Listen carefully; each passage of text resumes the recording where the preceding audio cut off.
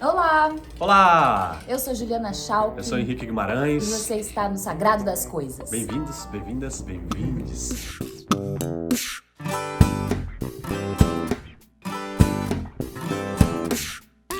Hoje a gente gostaria de falar um pouco sobre caminhada espiritual. A gente está aí retomando, começando de novo um novo ano astrológico. Entra Áries. Essa semana entrou lua nova, né, em Entrou Áries. lua nova em Áries. Daqui a pouco o ano astrológico Não, realmente acho que a lua nova começa. é em Peixes, né? É? Ih, tá vendo? O ano que é em Áries, quer dizer, Tá começando. Vai começar com a lua nova em Peixes. a lua nova em A lua Peixes, nova em mas no Áries vai signo ser de uma Áries, é nova isso, não é isso? Gente, eu mais confundido que ajudei a qualquer coisa, né? Mas a gente tá começando um novo ciclo. E um novo ano astrológico, isso que novo importa. ano astrológico. O signo de Áries. Mas o que acontece? Estamos há um ano nessa pandemia. A gente tá há um ano nessa pandemia. A pandemia começou um ano atrás, a gente achando que ia durar 2 meses. Quem lembra que ia durar 2 meses? Acho que vai durar 2 anos, isso sim. A gente achou que ia durar 2 meses. A gente falou, não, meio do ano ali. Cara, a gente faz um ano que a gente tá nesse negócio e estamos, né, aos trancos e barrancos, pessoalmente, mundialmente, politicamente, enfim, tá tudo uma bagunça. E aí, quando começou tudo isso, a gente tava lembrando, tinha muitas pessoas assim desse campo espiritual, né, estudiosos, espiritualistas e tal, falando, essa é uma grande oportunidade do mundo de um salto quântico na evolução da humanidade. Muitas transformações boas, dolorosas, mas que levaria e talvez esteja nos levando a um outro momento mesmo da história humana, né? Que as transformações estão acontecendo, a gente está vendo, né? Transformações desde a nível tecnológico, como transformações nas relações entre as pessoas, relações, né, pessoais aí. Vamos ver o quanto isso vai realmente trazer de um novo mundo e um mundo melhor mesmo nos próximos anos, décadas e séculos aí, né? Então acho que essa coisa, essa pólvora, né, essa faísca que explode essa pólvora e que acaba despertando coisas que precisavam de fato ser dinamizadas, né? Então a gente está aí em plena pandemia ainda, né, vivendo essas mudanças todas aí, e a gente sentiu vontade de compartilhar um pouco da nossa caminhada espiritual, contar um pouquinho para vocês qual é a nossa trajetória, porque a gente fala muito disso aqui, mas em nenhum momento a gente compartilhou, né? Falou. Sobre a nossa caminhada. Então a gente vai falar um pouquinho disso hoje e da forma como a gente entende que isso pode também contribuir numa compreensão aí No momento desse. macro aí a respeito desse momento. Então é isso. Gente, eu comecei sendo coroinha na Igreja Católica. Você acredita, gente? E eu adorava, porque eu, na verdade, morava numa rua no interior de São Paulo, em Mogi das Cruzes, na rua Amora 167. E aí, no alto, era uma rua que era um morro assim, né? E aí a gente morava nessa parte de baixo do morro, e aí a rua continuava e lá em cima tinha uma igreja católica. Sempre é em cima, né? E os meus pais não frequentavam muito assim a igreja. Eles eram católicos, são católicos, mas nunca assim eram grandes frequentadores. Meu pai de vez em quando ia na missa de domingo, de manhãzinha, aquela missa das 7, e me levava. Aí eu comecei a ficar interessado. E aí comecei a pedir pro meu pai, isso com 5, 6 anos de idade, comecei a pedir para ir na missa com ele.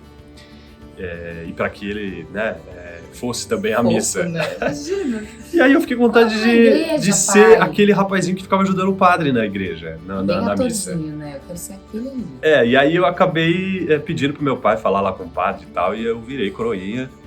Eu tinha lá os meus 6 anos de idade, por aí. Assim. Aí fiquei um ano e pouco ali ajudando o padre, lavava a mão do padre. Eu quero ser coroinha. Aí... Falou isso pro seu pai? Falei. Ai, sério? Quero ser coroinha. Eu quero ser um daqueles garotinhos ali que ajuda o padre. Ai, que fofo. E aí até na época, assim, eu achava que teve esse momento, assim, que eu achei que eu fosse ser padre, né? E na verdade essa coisa de querer ser padre começou... Não, até a faculdade não. Começou assim, ali pros 7, 8 anos, que eu tava muito envolvido com a história da missa, aí eu fiz eu pedi pra ser batizado, que eu nem batizado era, aí eu fui batizado, aí eu fiz primeira comunhão, tudo assim, não foram os meus pais que me levaram, eu que pedi pra fazer. E depois da primeira comunhão fiz a crisma, né? Aí na crisma, com 14, 15 anos de idade, você já começa a ter... Eu já estava fazendo teatro, né? Comecei a fazer teatro com 10 anos. E ali eu já comecei a questionar um pouco as coisas da vida. E aí as perguntas que eu fazia, a igreja já não estava conseguindo mais me responder. Mas mesmo assim eu ainda pensava em fazer uma... Eu estava próximo, né? Com 16 anos eu prestei vestibular. E aí eu falei, se eu não passar no vestibular, eu já tinha ido conhecer um mosteiro, e falei, se eu não passar no vestibular de teatro, eu vou lá virar padre. Olha só essa dúvida. Ou teatro, ou Marco você Dioniso. É ator, ou você padre. É porque o sacerdócio Agora pensa. e a interpretação, elas estão, no meu entendimento, Estão muito próximas. Realmente, elas estão muito... Porque tem uma liturgia, tem todo um começo, meio e fim do rito, da ritualística. Então eu acho que, pra mim, próximas. a igreja em si, católica, me Mas aí despertou... ele foi parar nos excelsos, gente. Então pensa. A igreja me despertou esse lugar, assim, de sacerdócio, e o teatro também. Porque é uma dedicação que a gente tem ao teatro, né? Profissão, quem é ator, quem já fez teatro, quem é artista, sabe o quanto a gente se dedica às artes, à nossa prática artística, como um sacerdócio mesmo, é uma doação de vida, né? E a espiritualidade também. Porque aí depois disso, eu também, o lado da minha mãe já é mais envolvida com kardecismo. Então, e a gente tem, né, alguns amigos de família assim, que são bastante kardecistas, até tios, tias e tal. Então sempre o assunto kardecismo sempre rondou dentro de casa também. E aí acabou que eu passei no vestibular de teatro, não virei padre. E aí, com isso, eu fui experimentar outras coisas. Aí fui conhecer a Umbanda, porque as respostas que eu tinha para a igreja lá, eles não conseguiam. Eu já tinha conversado com o padre, com os catequistas, com o pessoal todo lá, e eu falei, não, chega, eu acho que não dá mais para... as minhas questões, né, de reencarnação, de várias outras questões, assim, já não batia mais. A questão dos dogmas, assim, não tinha mais afinidade com isso na igreja. Mas tanto é que a gente gosta muito da liturgia da Igreja Católica e a gente se casou na Igreja Católica, né? Eu adoro, gente. A gente gosta mesmo. Aí a gente acabou casando... Às vezes a gente vai... a gente optou casar na Igreja Católica depois que o Papa Francisco assumiu, né? Porque ele é um Papa maravilhoso e antes era um outro que a gente gostava muito. Mas não foi por isso, isso é um outro episódio. Isso é outra coisa. Termina sua história. Tá, aí acontece o seguinte, depois, no final da minha faculdade, ou seja, 4 anos depois dessa dúvida de ser padre ou não, eu comecei a me envolver, 3 anos depois, assim, eu comecei a me envolver muito com práticas xamânicas. Aí foi quando eu conheci a ayahuasca, foi quando eu conheci os rapés, foi quando eu conheci as práticas mais ameríndias, assim, de espiritualidade, né? Tanto na Umbanda quanto nas práticas xamânicas, assim. E fui mergulhando nesse caminho. Então, eu acho que a minha prática espiritual que eu tenho mais constância é dentro do xamanismo, que já faz uns 20 e tantos anos que eu tô dentro desse caminho, né? Então, a minha jornada espiritual. Depois eu comentei isso com a Ju, né? Que eu acho que quando a gente se abre mesmo para o entendimento de que a gente está numa caminhada espiritual, essa caminhada vai até o final dessa encarnação e para todas as nossas vidas adiante. Por quê? Adiantes e adiante, né? Consertei. Mas é porque isso, porque quando a gente é iniciado, né? Você inicia, você abre, você começa a tirar os véus dessa ilusão, né? Você começa a perceber que a gente vai, até a gente desencarnar, a gente está tirando ainda, né? Camadas de ilusão, assim. E a ideia de uma fagulha que explodiu no início e ela retorna para sua fonte, né? Nós, enquanto espíritos, assim, que a gente é partículas dessa mente do Criador, né? Dentro do hermetismo, né? Tem muito essa ideia de que Deus é mente, né? De que a grande mente do universo, né? Então, nós todos somos frutos e partículas dessa mente criadora, né? Então, quando a gente sair e deixar esse corpício, que é a nossa roupa encarnada, nós vamos ao reencontro mesmo dessa fonte, né? Então, a nossa jornada espiritual na nossa encarnação aqui, nessa Terra, ela é uma etapa, né? Então é isso, quando a gente inicia, a gente continua aí essa caminhada por muitos e muitos longos e longos séculos de encarnações. Aí. Mas aí você, então, já terminou de falar sobre a sua... Já me apresentei a minha caminhada espiritual, a minha jornada espiritual. Por enquanto, agora, você tá trilhando qual caminho? Eu tô trilhando o caminho de mim mesmo. Porque agora a gente tá a gente se deu conta de que faz um ano que a gente não frequenta rituais e lugares, templos, enfim, que a gente frequentava assim, tinha frequência mesmo, né? A gente já participou, eu e a Ju, a gente participou uns 15 anos juntos, né, Ju, de um grupo espiritual, xamânico, assim, com ayahuasca e tal, e aí a gente já se desvinculou desse coletivo. E Umbanda, e a gente foi indo para outras práticas, mas a Ju me perguntou qual é a minha prática. A minha prática é de mim mesmo, porque eu acho que independente dos lugares onde a gente frequenta, onde a gente está, quando a gente percebe que a nossa caminhada é a nossa caminhada espiritual, de autoconhecimento, de reconexão mesmo, do religare, né, da religação com a fonte divina mesmo, que pulsa todo o universo, isso independe das práticas, dos lugares onde você está.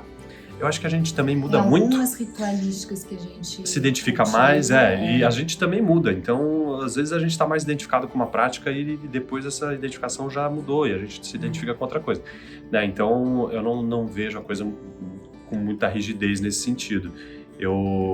Os estudos que a gente faz, assim, desde o tarô até, né, os outros estudos mesmo de teoria, metafísica, espiritualista, cabalística, tudo isso nos alimenta. E a gente vai fazendo a nossa caminhada, porque o caminho se hace caminando, o caminho se hace caminando. Eu não quis ser coroinha, isso não passou na minha cabeça, não. Nem freira. Nem freira, nossa, nem freira. Mas eu também pedi para ser batizada para poder participar do catecismo.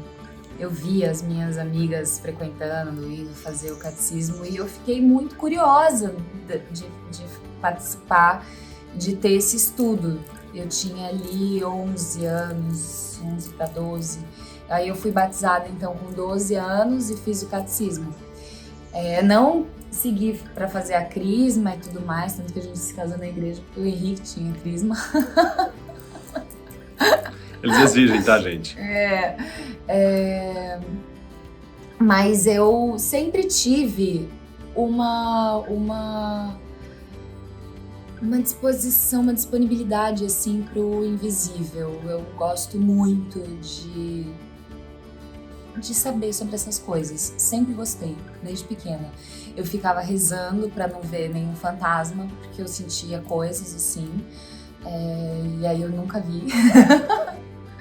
Mas isso ficava muito no meu imaginário. Era a época daquela lenda, não sei se é da época de vocês. Mas tinha essa loja Lenda Lena, que tinha um monte de gnominho, fada e tudo mais. E eu entrava naquele lugar e era tipo um universo mesmo. Eu gostava muito desses contos de fadas e tudo mais.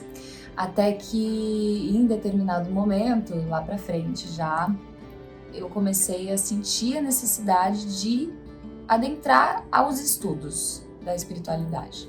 E eu não sabia bem por onde entrar. Eu conheci o Henrique. E aí foi por onde eu comecei a estudar. A gente foi... ele, inclusive, a gente não namorava nessa época, mas foi ele que me levou nesse lugar que a gente frequentou por bastante tempo. E era um estudo xamânico, com ayahuasca,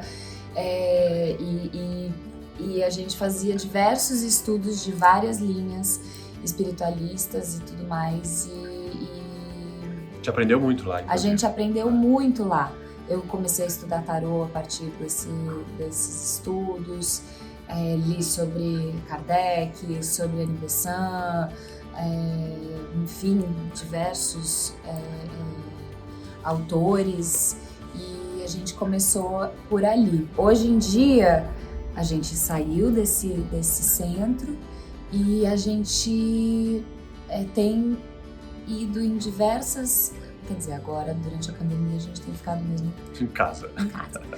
Mas, então a gente faz um ano mesmo que a gente não vai em nenhum ritual, nenhum culto, nenhum templo, nada. A gente faz os nossos próprios A rituais. gente faz os nossos próprios, a gente senta, medita, a gente faz conexão. yoga, a gente caminha, a gente tem diversas bases que nos sustentam nesse lugar. Então, eu comecei, a partir desses estudos com a ayahuasca, eu tive vontade também de conhecer mais do budismo, conheci mais da Umbanda, conheci o Candomblé também. Eu tinha muita, no começo, assim, eu me sentia muito familiarizada com o hinduísmo também, então tem um estudo legal também sobre isso. Então eu me considero super ecumênica porque gosto muito dessas liturgias e mitologias e isso me encanta muito. Tanto as entidades, né? Então, orixás.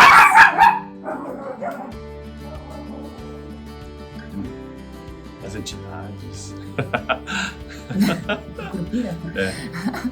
De estudar sobre as entidades e sobre as diversas formas de manifestação, que eu acho isso muito lindo.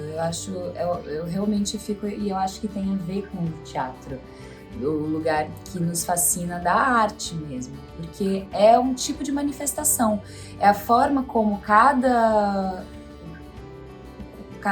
cultura elabora o seu rito, que eu acho fantástico, né? Então a Umbanda é uma mistura de Candomblé com o catolicismo, com outras práticas que já existiam no Brasil. O Candomblé já é mais raiz, o budismo lá do Japão. Tipo, é tão bonito ver essa diversidade, essa multiplicidade do ser humano nesses ritos. A liturgia católica também, adoro entrar numa igreja, apesar de todas as questões do catolicismo na história.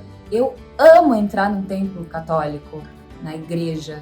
Eu amo entrar num templo budista. Então tem uma instância, um lugar que a gente entra quando adentra esses lugares que me remete na hora a minha paz pessoal, assim. Então eu realmente venero e agradeço a quem se dedica a cultivar esses ritos, sabe? Porque eu acho realmente muito bonito que a gente tenha essa cultura, a gente possa